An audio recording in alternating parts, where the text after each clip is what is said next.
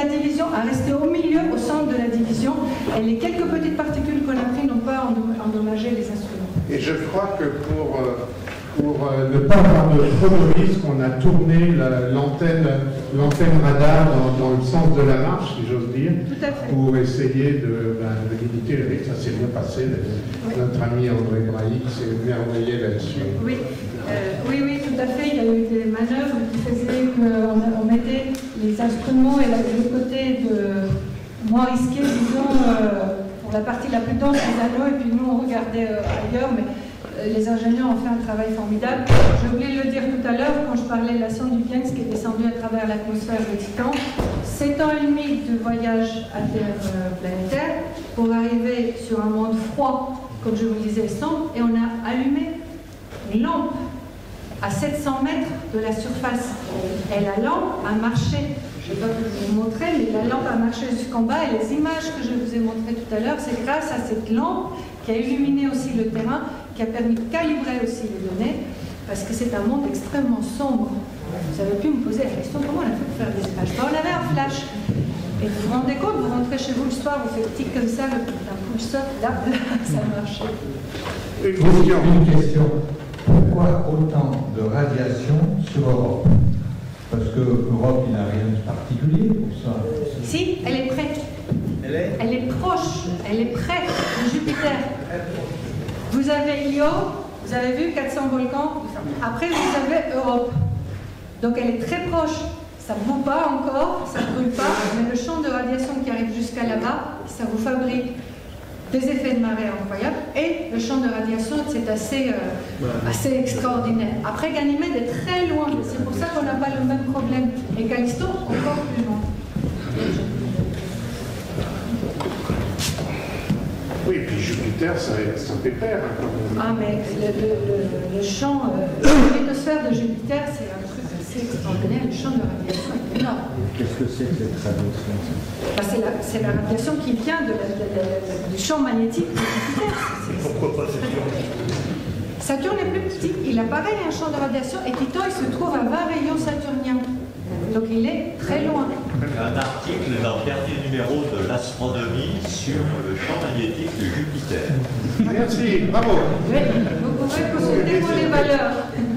Oui. Monsieur. Moi, j'aimerais comprendre pourquoi on a une couche d'eau liquide entre deux couches d'eau glacée sur Ganymède. Qu'est-ce qui fait qu'il y a des plus chaudes? C'est les minéraux? Où est-ce que vous êtes? Excellente question. Je me suis posé exactement la même question. Je dis comment ça fait pour tenir entre deux couches de glace? C'était ça votre question? Voilà.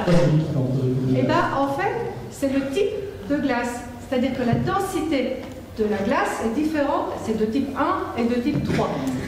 Franchement, est-ce qu'il n'y a pas un autre article qui a été publié récemment? Je vous appelle bien volontiers. Mais tout a à voir avec le type de glace. C'est des densités de glace différentes, ce qui fait qu'en fait, l'eau, elle est soutenue par la glace de type 3 qui est en dessous, qui est plus dense que l'eau. Et en fait, au-dessus, la glace que vous avez, elle est moins dense que l'eau. Et donc, les géophysiciens arrivent à faire ça dans le laboratoire. Ouais.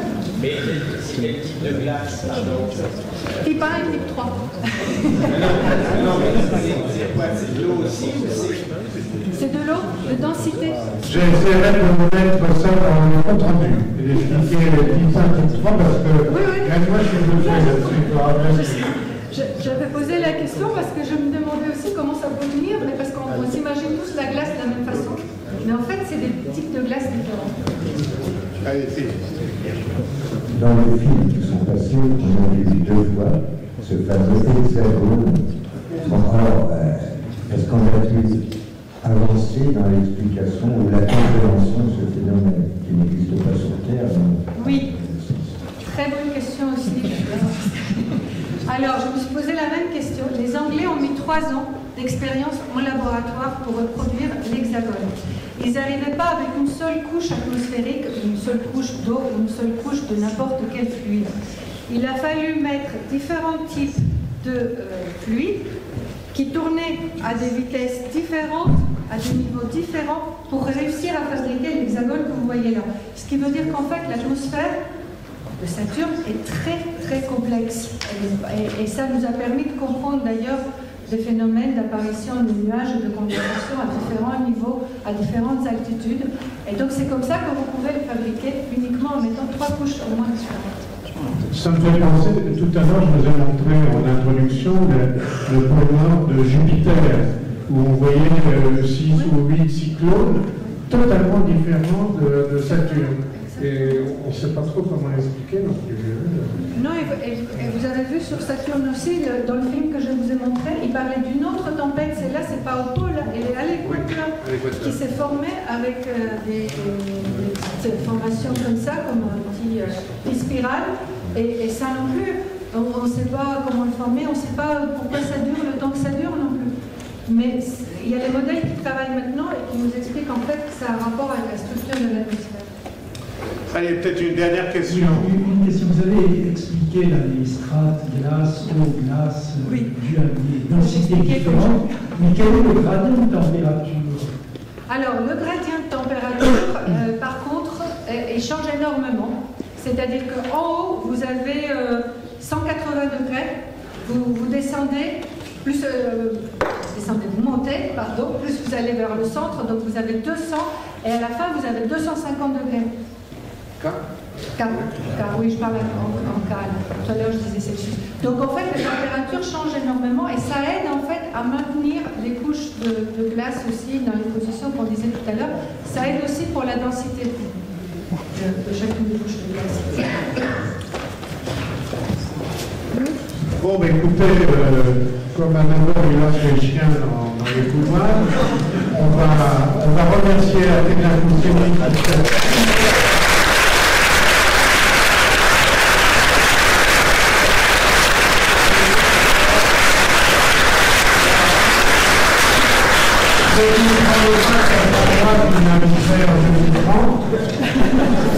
On ne sait jamais, mais mon successeur, elle sera certainement là.